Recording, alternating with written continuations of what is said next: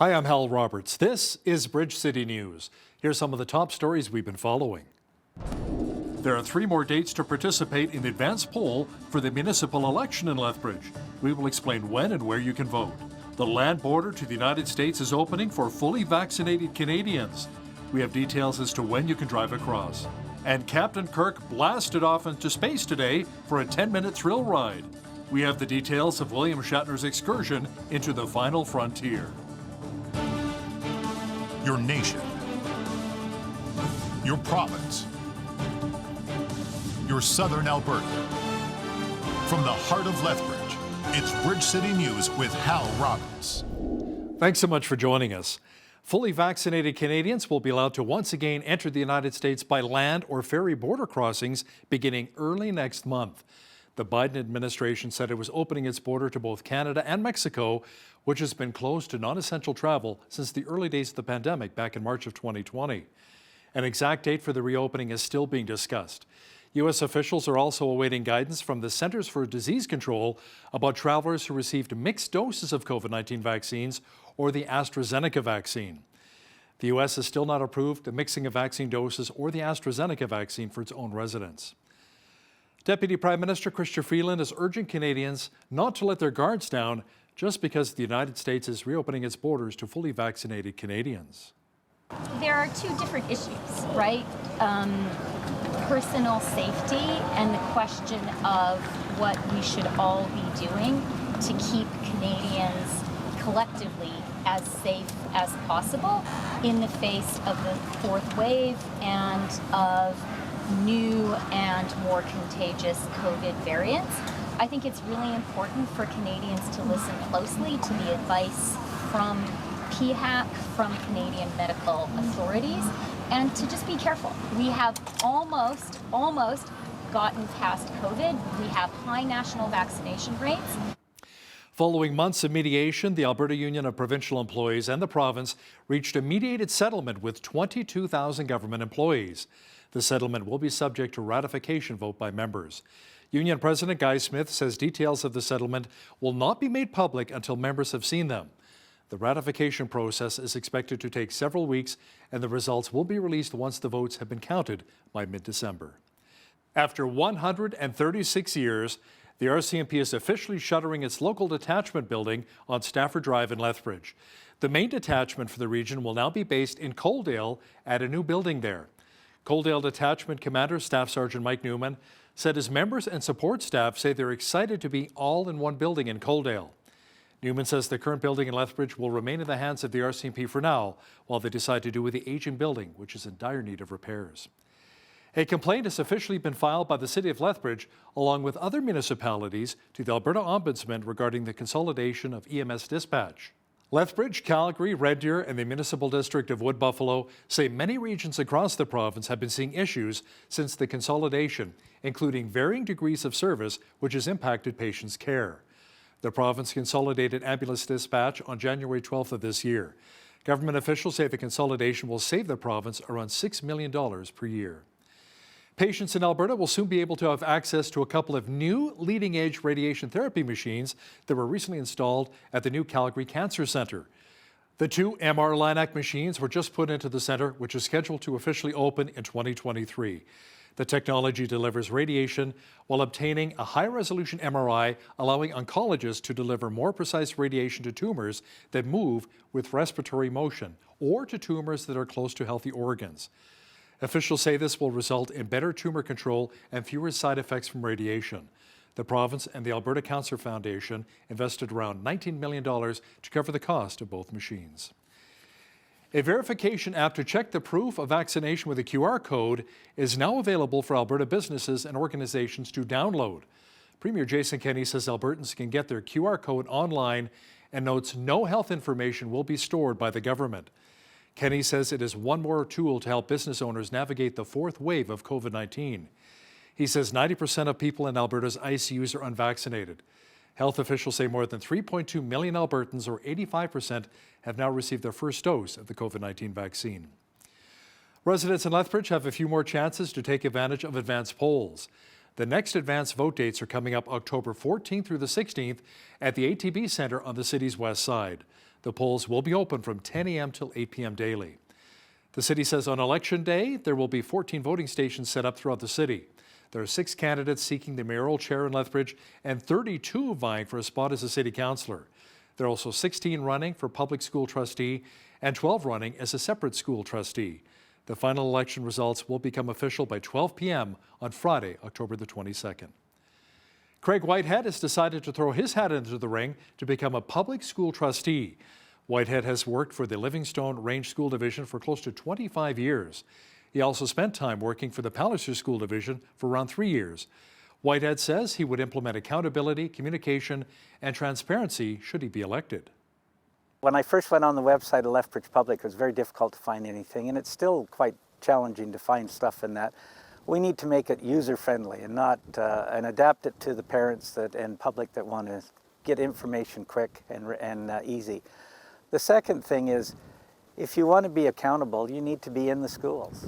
As a trustee, you need to go to school council meetings. You need to go to the schools that you're assigned to and just get to know them so that people know who they can contact if they have a problem. Transparency is, I think you need to be more upfront. I know that they did a couple of school meetings way back in 2018 for this school realignment, but you need to be in every school. Voters will be heading to the polls on October the 18th. Colton Menzak is an MMA fighter. He's also someone who wants to become the next mayor of Lethbridge. We recently chatted with Mr. Menzak about his platform and why he wants the city's top job. I decided to run for mayor just because watching all the problems in town and, you know, the homelessness, the debt, things like this just keep going spiraling more and more out of control. And doesn't seem like anyone really has an answer. So I think that I do have the answers, or if I don't, I'll be able to find them, or someone does, or we can see what's worked before and use that. Colton Menzak also told Bridge City News how he would like to see a number of drugs decriminalized. Catch that insightful interview coming up in the second half of our program. When driving around Lethbridge, it's easy to see the hundreds of campaign signs lining the streets. As Carson Marsouk explains now, local printing and design businesses are pleased with the increase in sales over the past few months as a result of the upcoming municipal election. It's starting to be a common sight when driving around Lethbridge. Campaign signs plaguing the streets for the upcoming municipal election. But before the campaign signs are set out, local printing businesses have been working hard to prepare them. Anytime election comes around, actually, election season comes around, we always see an uptick in business. And we're pretty lucky. We have some pretty good equipment here that allows us to do high quantities in a really cost-effective manner and really quickly. David Watson with Friesen Plastics says they printed thousands of campaign signs over the past month for both Lethbridge and surrounding community candidates. There's a lot of elections going on at the same time, and a lot of signs out there for sure. Although purchasing signs online may be cheaper for candidates, owner of Da Vinci Signs, Denise Duville, says buying locally allows candidates to customize their signs, helping them stand out from the rest. Our customers get the customization of their signs. They don't just get generic, crank out the sign sort of thing. They get what they want and it looks good. And that's what we can focus on, being local. Watson adds when choosing a local company, the process is straightforward with only a 2-step phase. So we have in-house graphic designers that can help with the design phase, and then our raw material comes in here. Generally we use Coroplast for the election signs. We're one of the few printers that have the ability to print directly onto Coroplast, and that's what enables us to do it cost effectively and quickly as well. There are combined 66 mayoral, city councillor, and school board trustee candidates running in Lethbridge. Both Watson and Duville say most of the material that the signs are printed on is recyclable. For Bridge City News, I'm Carson Marsouk. A 3-part webinar is set to be hosted by Economic Developers Alberta to discuss red tape reduction across the province. The group will be joined by Associate Minister of Red Tape Reduction Tanya Furr, where Albertans are welcome to join in and ask any questions they may have regarding red tape. The CEO of Economic Development Lethbridge, Trevor Lewington, says the webinar on Wednesday will highlight the environment and parks. The intent is we're working with the province of Alberta, with the provincial government, to help explain, regulatory systems, identify areas for red tape reduction, and ways that we can get municipalities and government officials at the local level to work with the province. So today's session, for example, is with the Department of Environment and Parks. So looking at environmental regulations, any potential barriers that stop investment or stop business moving forward. Next week, we've got one with Alberta Transportation, and the one after that is with Alberta Energy. So really just trying to get very, very specific and very focused on things that might be holding back business from making investment, or things that might be a barrier for municipalities as they support further growth as well. If you'd like to join in on the webinars, make sure you visit eda.alberta.ca to register for free. The 2021 Operation Christmas Child Shoebox campaign has begun once again. As Micah Quinn explains now, Samaritan's Purse is once again calling for Canadians to fill up boxes and provide cheer for underprivileged children around the world. It's been close to 30 years ago since Samaritan's Purse started the Operation Christmas Child Shoebox campaign. Since then, more than 187 million shoeboxes have been given out to children in need from over 100 countries. The way it works is that generous folks get shoeboxes either from us or on their own. And then they go to places like dollar stores, Costco's, Walmart's, whatever. They fill up those boxes with school supplies, hygiene items, and toys. King says that at these distribution events, the Christian gospel is proclaimed when it is culturally appropriate. As well, we offer the children a little booklet with the boxes called The Greatest Gift that explains who Jesus is and how he is the greatest gift to everyone. In addition, our church partners after the event invite all the children who are at the distribution event to come to something called The Greatest Journey. And that's a 12-week evangelism and discipleship program. Last year, over 373,000 shoeboxes were delivered to kids. King says it's incredible to see the range of reactions from the children when they receive their shoeboxes. There's a lot of kids sharing stuff, and sometimes they do trades, and we're fine with that. Other kids, they'll open them up, they'll carefully look through it, then they'll close the box again, and they won't open it again until they take it home, and then they can show it to their siblings and their parents and all that sort of thing. National Shoebox Collection Week runs from November 15th to the 21st, and you can drop off your shoebox at the Park Meadows Baptist Church behind me. If in person still isn't your thing, you can pack a shoebox online at packabox.ca. For Bridge City News, I'm Micah Quinn. The City of Calgary is warning people living in a pair of Southwest communities to be on the lookout for a mama bear and her cub. The bear family was recently spotted along the western edge of Cedar Brae and Oak Ridge, close to the border of the Tsuut'ina Nation. The city says locals should look out a window in their yard before leaving their home to ensure that animals are not in the area. Provincial Wildlife Officer say if you come across a bear, calmly collect your family and pets and head indoors right away. The Saskatchewan Health Authority says it is facing a major shortage of frontline workers. During a meeting last week, Deputy Chief Dr. John Froh said people's level of care is at risk. Froh said nurse-to-patient ratios will deteriorate at some point. The province will need to transfer patients to other jurisdictions. The SHA meeting noted that some patients in Saskatoon are waiting up to 53 hours in the emergency department for a bed. Increasing COVID-19 cases across much of Western Canada have prompted Gordon Lightfoot to postpone a number of tour dates. 6 shows were supposed to take place in BC, Alberta, and Saskatchewan next month. They've now been moved to October of next year. Management for the 82-year-old singer-songwriter says tickets for the postponed concerts will be valid for the new dates and that refunds will be made available. A new warning from American health officials has come out regarding aspirin. It says older adults without heart disease should not be taking daily aspirin to prevent a heart attack or stroke. We now recommend that people 60 years and older should not start to take aspirin because the harms cancel out the benefits. Yeah, I think this is super significant, right? When we think about this issue of aspirin for primary prevention, meaning aspirin use among older patients to prevent a first heart attack or stroke, we're talking about a large segment of the population that takes aspirin for this purpose. The main risk of aspirin is bleeding, and this can range from very minor bleeding, really major bleeding that can wind people in the hospital, lead to blood transfusions and other procedures, and even be life-threatening. So there are other options available for patients who are looking to do everything to reduce their cardiovascular risk. In Northern California, fire crews increased containment of a blaze that destroyed 25 mobile homes, 16 RVs, and a park building at the Rancho Marina RV located in Sacramento County. Fortunately, no injuries were reported, and the cause of the fire remains under investigation. Strong winds and red flag warnings for extreme fire danger are expected to return once again on Thursday. The region's utility provider said it may need to cut power to around 29,000 customers across 19 counties on Thursday due to a renewed danger. Earlier today, Captain Kirk blasted off into space. 90-year-old actor William Shatner blasted off aboard the New Shepard, a ship built by Jeff Bezos' Blue Origin company.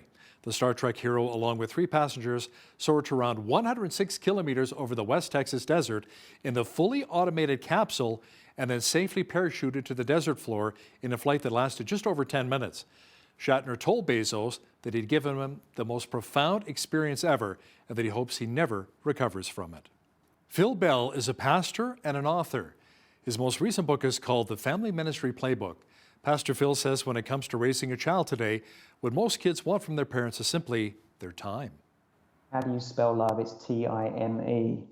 And I think that the way that we really do display that love is to really slow down ourselves and make way for our kids. And so what do they really need? They need our time. They need us to show up in the margins of life. They need us to create margins for the margins of life, if you will. And so I think that's the greatest thing. I think if there's one thing that's devastating families in our world today, it's just the frenetic pace. Make sure you catch the full interview with pastor and author Phil Bell and Jeanette Rocher coming up later in our broadcast. Well, we had another cool fall day here in Lethbridge. There's even a chance of some flurries developing overnight. Full weather details are on deck. We had another gorgeous autumn day here in southwestern Alberta. Tonight, however, there's a chance of flurries developing with a low near 0. Thursday, the clouds should clear away and we should see a high near 10 degrees. Friday, expect a mixture of sun and cloud and a high of 16. Saturday, we should get up to 20 degrees and 21 degrees on Sunday. The mercury will drop next week. Expect a high of only 10 degrees on voting day Monday and 14 on Tuesday. Now, the average high for this time of year is 15 degrees and an average low of +1. The highest temperature in the state was recorded in 1964 at 29 degrees, and the record low was a chilly -11 in 1969. Sunrise was at 7:50, sunset at 6:45. Let's see how Thursday's shaping up across the country now. Expect rain and 12 degrees in Victoria, BC. Showers and 10 are on tap for Vancouver. Mostly sunny and 11 for Edmonton on Thursday. Sunshine and 9 degrees for Calgary. Periods of rain mixed with snow and 4 for Regina. Snow and rain as well for Saskatoon and a high of 6. Rain and 10 degrees for Winnipeg. A slight chance of showers and 21 degrees for Toronto on Thursday. Mainly cloudy and 20 degrees for Ottawa. Overcast and 22 for Montreal. In Atlantic Canada, it should be mostly cloudy and 21 in Fredericton, New Brunswick. Showers and 19 is on tap for Halifax, Nova Scotia. Rain and 15 for Charlottetown, PEI. And in St. John's, Newfoundland, expect showers or drizzle with a high of only 8 degrees on Thursday. A new survey of small and medium enterprises in Canada has found that 90% are confident that they'll be able to grow their businesses over the next 3 years. The survey conducted by KPMG also found that 85% of business owners are investing more in new technology as they look to boost growth post-pandemic. The survey also pointed out that in the short term, business owners are concerned about the labor market, supply chain, and cybersecurity. U.S. safety investigators want to know why Tesla did not recall documents when it updated autopilot software to better identify parked emergency vehicles. Government officials told the electric automaker that it must recall vehicles if an over-the-internet update mitigates a safety defect. The latest showdown reveals an escalating confrontation between Tesla and the agency that regulates partially automated driving systems. In August, the agency opened an investigation into autopilot after getting multiple reports of Teslas crashing into emergency vehicles that were parked on highways with warning lights flashing. The World Bank says countries need to do more to take the financial burdens off of developing countries as the pandemic continues to put pressures on fiscal systems around the globe. The World Bank is responding with resources. So in the 15 months ending in June of 2021, we committed $157 billion of financing that helps countries. A lot of it, a chunk of it, is in grants. There's a lot that's zero interest rate loans and then very low interest rate loans to help countries have better development outcomes. Now, here's a look at today's markets. The TSX was up 181 points to 20,618. The Dow was down half a point to 34,377. The S&P 500 was up 13 points to 4,363. The Nasdaq was up 105 points to 14,571. West Texas Intermediate Oil was down 6 cents to 80.58 US per barrel. Natural gas was up 17 cents to 5.67 US. Gold was down 2 cents to 17.9295 US an ounce, and silver was even at 23.09 US an ounce. Wheat is at 11.29 per bushel. Barley is at 9.03. Canola 20.55, and corn is at 10.16 per bushel. Live cattle were down 25 cents to 124.78. Feeder cattle were down 93 cents to 157.65. Lean hogs were down 43 cents to 88.65, and the Canadian dollar was down slightly over the past 24 hours to 80.36 US.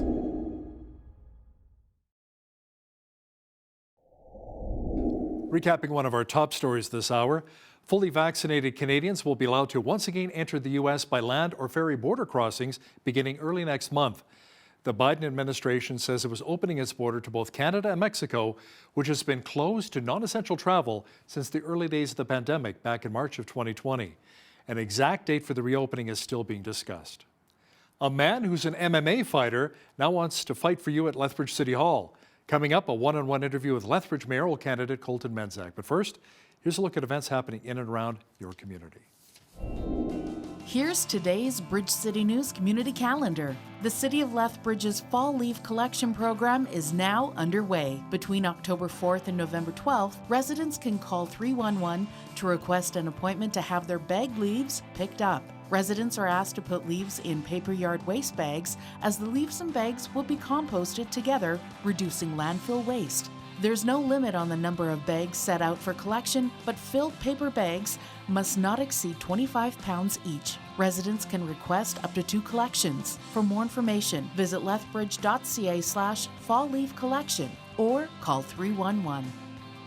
The Lethbridge Senior Citizens Organization is looking for volunteers to take part in their Drive Happiness program. This program is to help seniors in our community who are facing extreme loneliness due to lack of accessible transportation. Volunteers will drive clients to their medical appointments, pick up groceries, and take them to important life activities. If you're interested in this opportunity and for more information, call 403-332-4320 or email volunteer@volunteerlethbridge.com. And that's your Bridge City News community calendar. October 18th, we'll see municipal elections taking place across Alberta. Joining us now today is Colton Menzak. He's one of the several candidates in the Lethbridge mayoral race. Welcome to Bridge City News, Colton. Hi. Now share a bit of who you are and why you decided to run for mayor.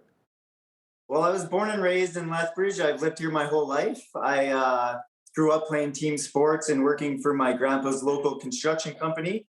After I was done high school, I graduated from LCI. I worked on a drilling rig for 10 years and I fought mixed martial arts fights. And currently I live on the west side with my wife, and she's pregnant with our first kid. We got 2 dogs, and yeah, life is good. And I decided to run for mayor just because watching all the problems in town and, you know, the homelessness, the debt, things like this just keep going spiraling more and more out of control. And doesn't seem like anyone really has an answer. So I think that I do have the answers, or if I don't, I'll be able to find them, or someone does, or we can see what's worked before and use that. Now, one of your top priorities is to lower taxes and reduce wasteful spending, but also maintain city services. Can you explain your plan where the money would come from to maintain the city services with less taxes coming in? Well, I think if prices are increasing year after year, that's unsustainable. So right there, that tells you we need to restructure whatever's going on so that we can make it more sustainable, because that's the ultimate goal, is to have things get cheaper and be more sustainable. So you see in the private market, you know, TVs and stuff like this, they get, through scientific innovation, they get leaps and bounds better and cheaper. So I think if we, instead of throwing more and more money at things, if we restructure the services, then we'll be able to make them cheaper. And through that and through other incentivized programs, maybe we can make a profit instead of paying for these things, you know? Now, homelessness is a real issue in major cities across the country, not just in major cities, but some of the smaller cities, including ours here in the Windy City. Now, Colton, you would love to end homelessness, something that, of course, is easier said than done. What's your plan to really make that happen? Well, places like Medicine Hat in Utah, they use a housing first approach. And as lots of people know, Medicine Hat has net zero homeless people. So the idea is you get them in housing first. That's, then they're not homeless. Then they also need some sort of incentive to stay off the streets, right? Rehabilitation, some sort of purpose, programs, jobs. We got to set up programs for these people to succeed so that they're not just putting back into the system and going back to jail and things like this. And Medicine Hat says that keeping them homeless costs about $100,000 a year and housing them costs $20,000. So it's a win-win, really. If we can house them and save money, then I really don't see how, then we can turn a negative into a positive, right? Now, one of your goals is to also clean up the downtown core, Colton. What would you do to make our city centre safer and even more inviting to visit and do business in? Well, I think, the big problem is the homelessness downtown. And you go down there and you see 20, 30 at a time just roaming around. So once we give those people a place to go and some sort of purpose and something to do and clean up their lives, then we can also allocate more police officers on foot walking around. I mean, I see security guards everywhere at every business. And if we had a little bit of help from the police, maybe we could set them up on foot patrols, high crime areas where they could hang out and, maybe take them off of sitting at a four-way stop for traffic somewhere or allocate them differently in that sense. So $1 million was recently taken out of the police budget here in Lethbridge. Would you put that money back in? And if so, why? I think there's lots of money. We just need to allocate the money differently. I would have to look at where all the police are, but I see lots of police sitting, like I said, in traffic, sitting at four-way stops, sitting at check stops. We have photo radar guys everywhere. Maybe we should allocate those resources to crime until we get a handle on it. And once we do, then maybe we can go back to creating more revenue through traffic fines. Now, part of your platform, Colton, is if you were to become mayor, a People Helping People program. What exactly is that and what would it look like? Well, I would start it off just with myself and a phone. And if you have any issues, you can call me, say you just want to tell me I'm doing a bad job, or maybe you need a ride to work, or you don't have a family support system to help you, and you just need like a leg up. Sometimes people get down and it's not necessarily their faults. And if you don't have someone to give you a hand, then you just end up kind of in that perpetual cycle of destruction. So it would start with me, and ultimately I want to create a self-supporting program through volunteers that are more morally inclined, who just want to help people out, So not everyone I have a big family, so I really wouldn't use this, but I know some people don't, or maybe their family doesn't see eye to them. Whatever the case, they'll have somewhere they can call and either maybe give their opinion on how to change the city or help it, or maybe you just need a ride to work, or maybe, anything, no restrictions on it. Now, you speak of wanting to see decentralized decision-making here in our city. Can you explain really what you mean by that? Well, right now we're taking a lot of dictates from provincial and national authorities, and they don't always suit our best need. So I think if we decentralize those decisions and make a more specific approach, as long as we're following the Constitution and the Charter of Rights and Freedoms, which is the supreme law of the land, then we can make better decisions for everyone to succeed, right? This past year, I worked a lot of security through the shutdowns and everything. And, you just see after locking everyone down and putting them out of business, one of the unintended consequences was more homeless people, which sometimes people have a good idea, but they don't think about the unintended consequences. So if we make our own decisions locally, then I think that we'll fare better for the big decisions and the more local decisions as well. Colton, most candidates agree that our city needs more transparency and accountability. Now, if you're elected mayor, how would you help turn things around? Well, I think right now we're choosing a lot of policy just based on, good intentions and good thoughts, but the outcomes aren't always the best. So we have a good idea, we put a bunch of money into it, and then we kind of turn our heads and look the other way and expect things to go good. So I think choosing programs that have a good track record and then following up, you got to be there every day, making sure things are running smooth, things are running good, asking people, how are things going? You don't just turn your back, look the other way, and then expect everything to get better.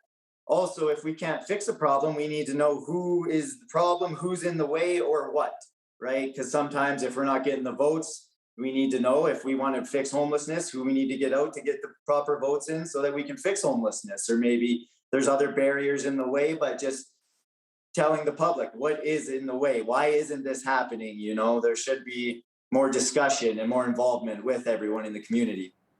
Colton, let's talk a bit about reconciliation. A lot of Canadians are talking about that right now. We have that new national holiday, Truth and Reconciliation, on September the 30th. How important is that for you, considering we have the Blackfoot Confederacy right out our back door here?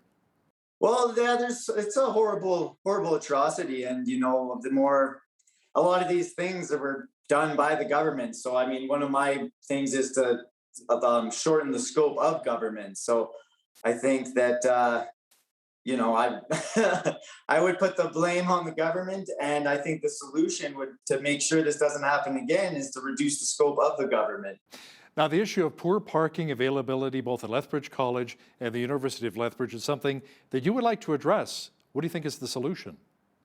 I think between the parking officials, they're giving away lots of tickets. We need to try and reduce that, because those are our entrepreneurs. Our children are, you know, our kids from 18 to 25. We want them taking risks, and it seems like we're drowning them in debt and tickets. And if we could maybe reduce the traffic fines and then build some infrastructure. I mean, we have lots of land in this country. We could easily build more parking lots, or, you know, two-story structures, get some funding provincially. I know there's lots of funding for electric trains, but there doesn't seem to be too much for parking for the university and college kids. So I'm sure we could find the money somewhere, and there's lots of land. We can make more parking, and I know there's also charge for parking. So if we could talk to whoever's in charge at the college or universities and try and maybe give them a break, and you know, just make enough parking so they can park there and educate themselves, instead of them having to run around and try not to get fines and then have to deal with fines while going to school. I know that must be tough. Colton, COVID-19 is still an issue as we've seen case counts continue to rise here in Alberta. If you're elected mayor, how would you go about handling things here in Lethbridge? Would you maybe like to see another face covering bylaw implemented? I would end all mandatory mandates. That would include masks, vaccines. I would recommend civil disobedience for things that go against the Constitution and Charter of Rights and Freedoms, since that is the supreme law of the land, and just allow adults to make their own decisions. I mean, the people are smart. They know how to, if they want to wear masks, they can. If they want to wash their hands, vitamin C, vitamin D, working out, all these things are great. And then just educating. I would just work on educating the people on the best ways to deal with the COVID pandemic. Our city seems to kind of divided right now over whether or not to have supervised consumption sites and injection sites. How do you see things? Should our city maybe set up another permanent SCS, or is there a better way to reduce the drug use and crime here in our city? I think the police policies and laws that they're enforcing ultimately dictates the crime. So you see places like Portugal where they decriminalized all drugs. They have less drug use. It's cheaper because you're not sending drug addicts to jail, and they're using a rehabilitation approach, and the addicts are getting better at a faster rate. Children are using less drugs, and just across the board, it's better in every way. So I think we need police to get on board and stop treating these people like criminals. We need to stop prosecuting petty amounts of drugs, decriminalize all small amounts of drugs. I mean, they're doing the drugs anyway. The more we're attacking it, the more that we find them, the more they go into jail and get in this perpetual cycle of destruction. And that's not good for anyone. I mean, the people are shooting up in the streets. So the war on drugs is an obvious failure, and it's not working. It's just prohibition 2.0. So I think we need a more compassionate approach. So you believe that we should have a permanent SCS set up once again in our city? Maybe working your way towards the 4 pillars, including intox and detox beds? Because some people that had a problem with the original SCS were saying we were just enabling. That's all. There was no real good solution there. I mean, I would prefer rehabilitation centers, housing, and then, I mean, if you have your own house, anything you want to do inside your own house is fine. A bar is essentially a safe consumption site, so it's not that much different. But if we can get these people on their feet, rehabilitated in a home where they're functional, people are going to do drugs no matter what. We're not going to stop that. But yeah, I wouldn't support anything downtown in the core of the center, but if we could build facilities, more on the outskirts of places where there's not businesses right beside to be distracted, and then use a more rehabilitation approach, and then housing, and then go from there. Colton, many see small businesses as the backbone of the Canadian economy, in particular right here in Alberta. What would you do to improve the business climate for business people? Many have struggled during the COVID-19 pandemic. Firstly, I would reduce taxes. That's the biggest thing, is saving people money. Secondly, I would promote civil disobedience. If the government wants you to enforce things like masks or shut your business down, that goes against the Constitution and the Charter of Rights and Freedoms. So I would recommend businesses just stay open and carry on business as usual. The whole crime situation, I mean, we have security at business at all these places in town. I think we need to allocate more police officers to the high crime areas to maybe just sit outside businesses and have their appearance known, right? If they're sitting outside of places, then most likely criminals won't come and bug the businesses. So I think that's a good approach too, is using the police officers and resources we have. But ultimately, we can't be hurting them with all these mandates. I mean, mandate after mandate, the businesses are hurting already. And I know lots that have gone under, and lots of people tell me that if they shut down again, they will go under. That'll be it. So, I mean, we can't keep doing that. And I don't think we can do it even one more time. I wouldn't support any lockdowns or anything like that. So Colton, bottom line, brass tacks, why should our viewers vote for you on October the 18th to become the next mayor of Lethbridge? Well, Albert Einstein said that you can't solve any problem from the same state of consciousness that it was created in. And I believe that all the other candidates are kind of have the same ideas and the same philosophies. And I'm a little bit different. I see things a little bit differently. They're more than likely all into forced coercion. I'm more of a volunteerist. I like to concentrate on a more broad spectrum analysis, looking at economics, philosophy, psychology, everything together, seeing what happened in the past, using history as the best marker of what to do, because nothing is new under the sun. Everything's been done. So we can see exactly how to change things for the better. We just need to do the proper things that have worked in the past. Colton Menczak is one of the Lethbridge mayoral candidates in the upcoming Alberta municipal election. Colton, thanks for your time today. Thank you. Raising a family to follow a godly path in today's world can be challenging, to say the least. Statistics tell us that many young people fall away from the faith in their latter teenage years. Today's guest has some helpful advice on how to keep things headed the right way. Phil Bell joins us from the UK. He is a pastor, a columnist, and a blogger, and author of the Family Ministry Playbook. You sound like a really busy guy, Phil. Welcome to the show. Thank you. It's great to be here, Jeanette. Thank you. Absolutely. Now, Phil, first of all, give us a little snapshot of what your book is about and who it's written for. Well, it's a book that I wrote after spending 20 years in the trenches of ministry and watching families just struggle, and also, candidly, being a father myself and struggling through raising kids. And trying to invest in them, and also having seen so many kids, as you rightly say, walking away from the faith, I started to see a disconnect. And really, this book is written initially for people who are in ministry, but it's really written for anybody that cares about reaching the next generation for Christ, anybody.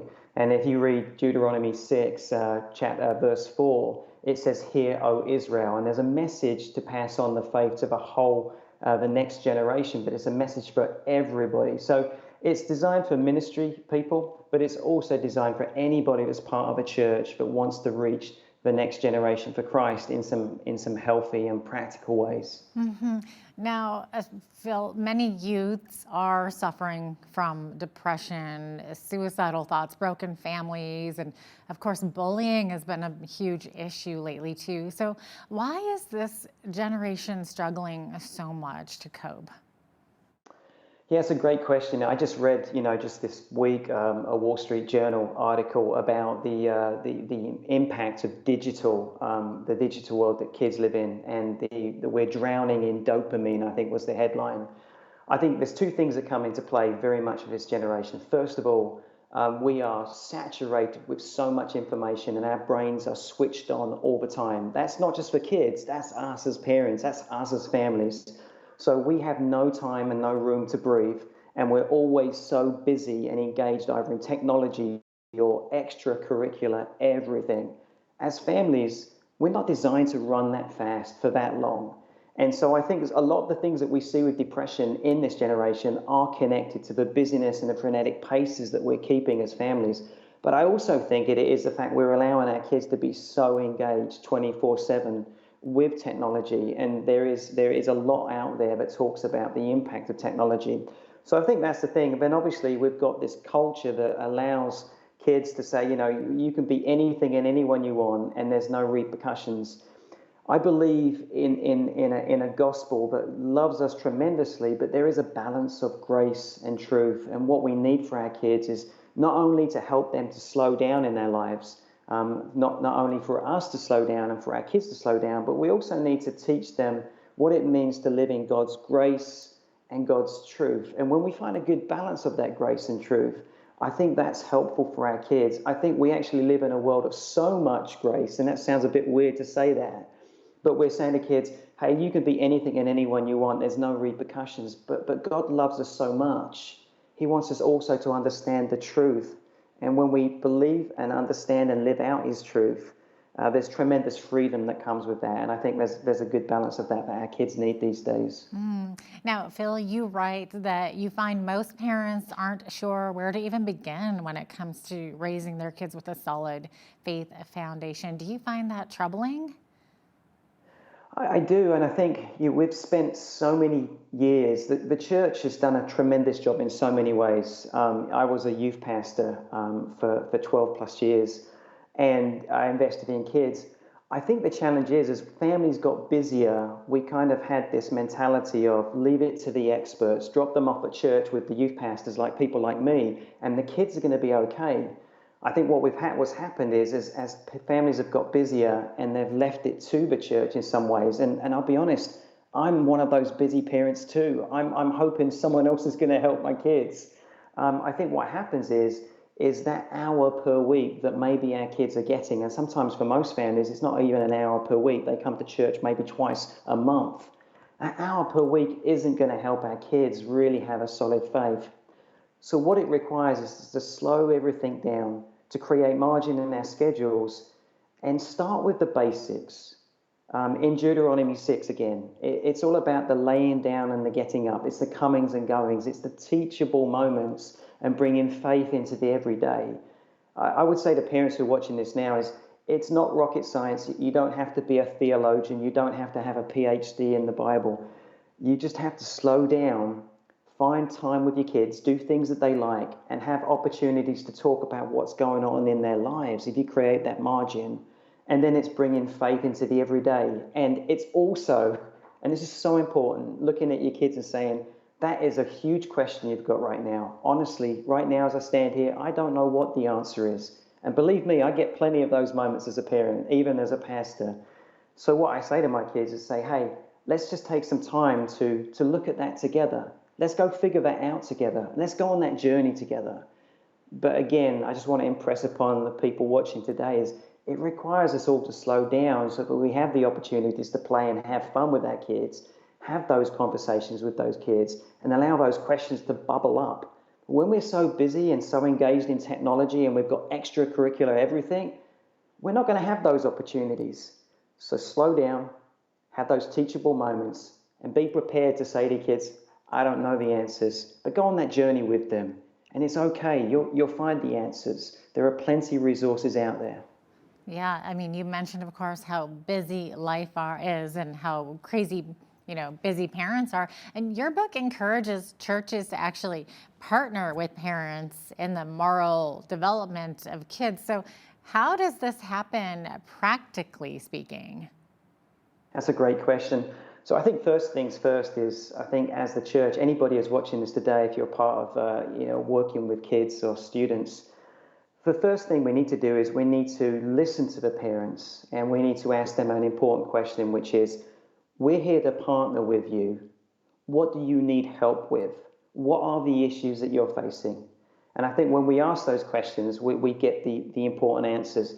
And then from those answers, we look for ways in which we can resource parents and ways in which we can equip parents. So what I mean by that is, let's say that a parent comes up and says, I don't even know how to navigate through technology. I don't even know where to begin, and my kids are making mistakes and stuff is going on.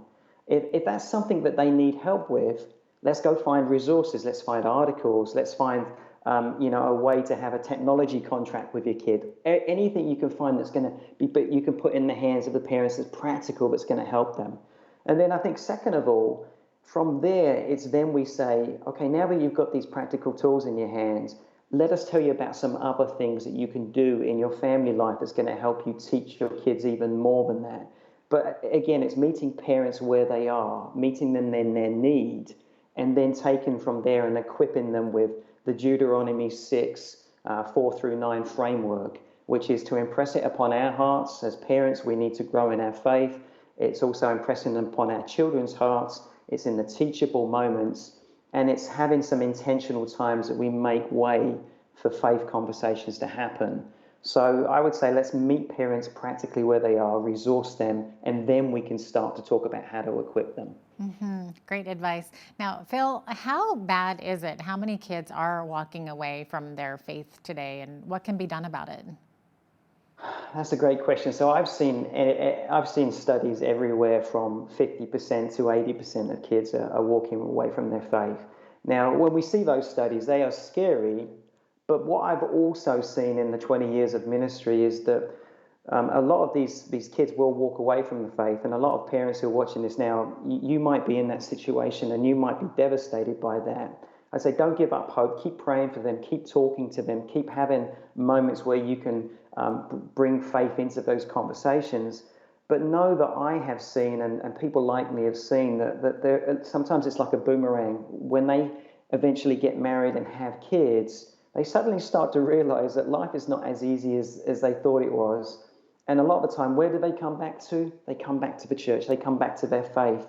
And it's in those moments that they will come back. So whether it's 50% or 80%, know that what the investment that you make as parents today is going to have an impact on them. And even if they might seem to walk away, have hope, keep praying, keep having conversations. There will be a moment where they will want to come back because they've got so many big questions about life. I love that. Now, in your experience, what do kids most want from their parents and why? $1 million question, right? Yeah. We could spend another hour answering this. But I can say this personally, I think simply put is that they want to know that they are loved, that they are cared for. And I think every parent watching this today would say, well, I'm pretty sure my kids know that they're loved and that they're cared for.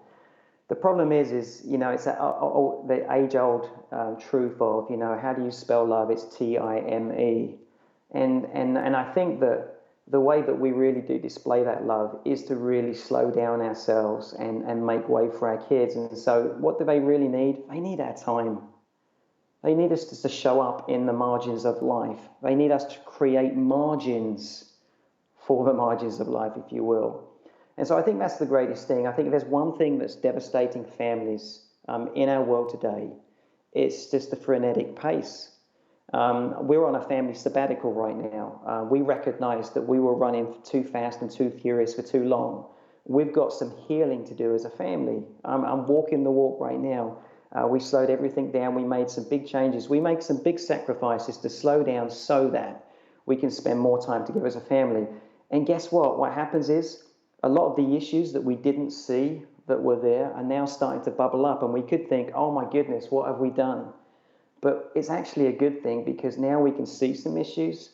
We can lean into them. And with God's love and God's grace, He can bring healing to our family. So if there's a family watching this today, if there's a parent watching this, think about how you can slow down and create margin for your kids, because that's what they truly need, and they need to be heard. It's such a busy world. Everybody's trying to speak. Your kids just need to be heard, and they need to be loved with time. Yeah. Now, are there some things that are common denominators that maybe things that both the kids and the parents want? That's a great question. I don't know about want, but I would answer with this. I would say what they need is all of us need to learn, and for many of us, it's something that maybe we've never learned before.